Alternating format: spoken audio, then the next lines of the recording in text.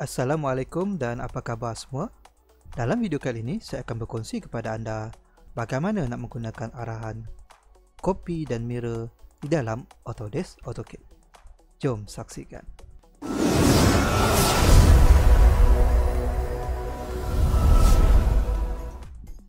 Okey, so arahan copy dan mirror di dalam AutoCAD ni sangat penting, sangat penting kerana ianya akan membantu memudahkan kita melakukan kerja-kerja yang berulang. Okay, kita tak perlu nak buat benda yang sama berulang kali, terutamanya kalau ianya adalah lukisan yang kompleks. Kita nak buat benda yang sama kali memakan masa. Jadi arahan copy dan mirror ni sangat membantu. Okay, di mana kedua-duanya mempunyai syarat yang berbeza. Okay, so untuk yang pertama, arahan yang pertama adalah copy, di mana arahan copy ini berada dekat panel modify. Okay, dekat panel modify ni ada arahan copy, ada dan juga arahan mirror. Ini saya akan sentuh dalam video ini. So untuk video yang akan datang kita akan tengok pula array. Array ni pun arahan mirror, arahan copy juga, tetapi dia ada syarat-syarat dia yang tertentu lah. Okey, so kita tengok yang pertama dahulu, arahan copy. Jadi untuk arahan copy ni, sebelum kita nak mula guna, mestilah ada objek yang kita nak copy lah. Okey, jadi saya akan buat dulu satu garisan yang mempunyai panjangnya 100 kat sini. Okey. Dan satu lagi garisan yang mempunyai tingginya kat sini 50. Okey, saya ada dua garisan yang saya nak. Yang saya lukis ni panjang 100, yang ini panjangnya 50. Okey. So kita akan gunakan arahan copy. Untuk saya copy garisan ini letak dekat atas. Sebenarnya bentuk ini adalah bentuk rectangle yang saya nak buat. Kita boleh gunakan arahan rectangle, tapi untuk ini saya nak tunjuk kepada anda bagaimana arahan copy ini diguna pakai. Okey, so arahan copy ni bila kita dah ada objek yang kita nak copy, so pertama sekali kita tekan copy. So klik pada copy. Okey, tekan arahan copy dekat sini. Pertama sekali bila kita tekan arahan copy, pertama sekali dia akan minta dahulu dekat command dia tulis select object. So objek mana yang kita nak copy? Okey, saya nak copy garisan ni bawah ni atas. Jadi saya pilih objek bawah dia lah. Okey, kita jangan klik dua-dua, kita klik satu ni saja. Kalau klik dua-dua nanti dia naik dua-dua. Okey, so klik objek yang pertama. Klik. Bila kita klik objek, dia akan beritahu select object one found. Maksud kita dah klik satu lah. Okey. Selepas kita select objek, tekan enter untuk tengok arahan berikutnya. Enter. Okey, bila kita tekan enter ataupun right mouse click, kita akan ditanya pula specify base point. Yang ini penting. Banyak kes pelajar yang bila dia nak copy, dia confuse. Point mana yang dia nak pegang? Base point ni adalah point yang kita nak pegang. Kalau saya nak copy garisan ni ke atas, saya tak boleh pilih center line ini, center point ini sebagai point untuk saya pegang, sebab kalau saya pilih di sini macam mana saya nak letak. Okey, let's say saya pilih sini lah, macam mana saya nak letak? Saya tak ada rujukan di sini. Okey, saya juga tak boleh pilih end point sebelah kanan ni, sebab bila kalau saya klik sini, kat mana saya nak letak? Sini tak ada rujukan untuk saya letak. Jadi the best point yang saya pilih adalah base point yang paling bagus adalah point di di hujung garisan sebelah kiri ni. Ini point yang penting yang kita boleh pilih. Klik di sini dan dia pegang lah. Bila kita klik tadi, kita dah specify base point tadi, kita klik, kita pegang garisan tersebut dan kita letak sini sebagai tempat point rujukan kita. Kalau kita salah pilih tadi, let's say saya buat copy lagi, saya salah pilih, saya terpilih point di sini, macam mana saya nak letak? Tak boleh lah, sebab tadi dia tak ada rujukan. Okey, itu yang penting. Ramai pelajar dia confused di situ. Okey, saya ulangi lagi sekali. Saya nak copy garisan ni ke kanan pula. So klik copy, select object. So klik pada objek, enter.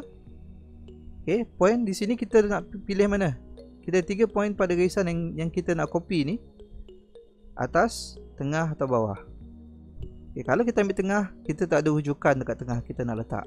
So kita di sini ada dua pilihan, iaitu kita boleh pilih atas, sebab atas pun ada rujukan, ataupun bawah ni pun ada rujukan. Okey, let's say saya ambil bawah. Klik. Bila kita klik, kita dah di snap dengan line yang kita nak copy dan kita klik pada tempat yang kita nak letak. So bila kita dah letak, kalau kita tengok sini cursor ni masih lagi dia dalam mode ready untuk copy. Kita nak buat point lain pun boleh. Kita nak buat point lain pun boleh. Ataupun kalau kita tak nak, kita boleh tekan button escape untuk keluar arahan. Kalau kita tak nak. Let's say lah saya copy lah. Sini saya copy lagi. Okay, kita letak sini. Okay.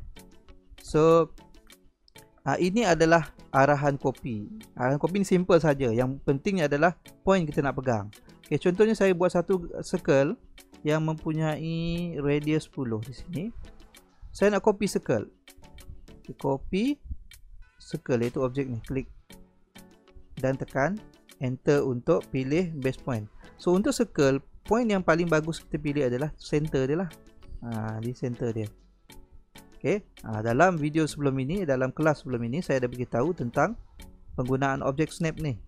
Jadi penggunaan objek snap ni penting untuk kita aktifkan kat bawah ni lah. Ada 8.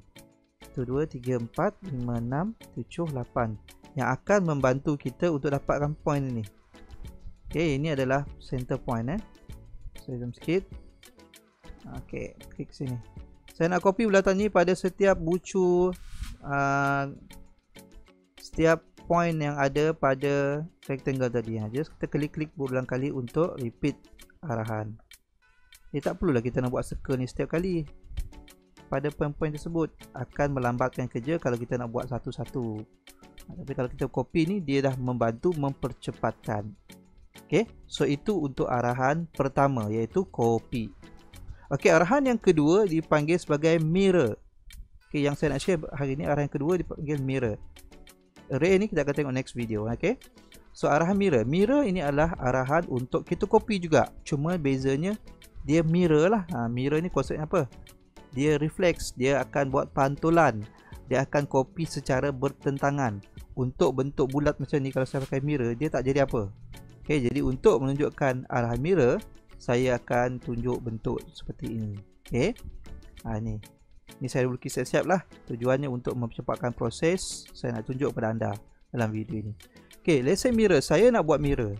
So biasanya kalau kita nak buat bentuk seperti ini, kita nak buat pula bahagian atas dan kat scaling ni berulang kali. Ada cara yang lebih cepat lah. Tapi untuk case ini, saya nak tunjuk seandainya ada keperluan untuk kita gunakan mirror. Okay, ada keperluan untuk kita gunakan mirror. Ini cara dia.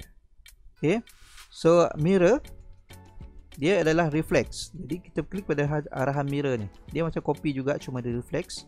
So klik pada mirror, kemudian kita select sama. Bila kita klik mirror, dia akan minta dulu select object. Jadi saya nak select semua ni lah.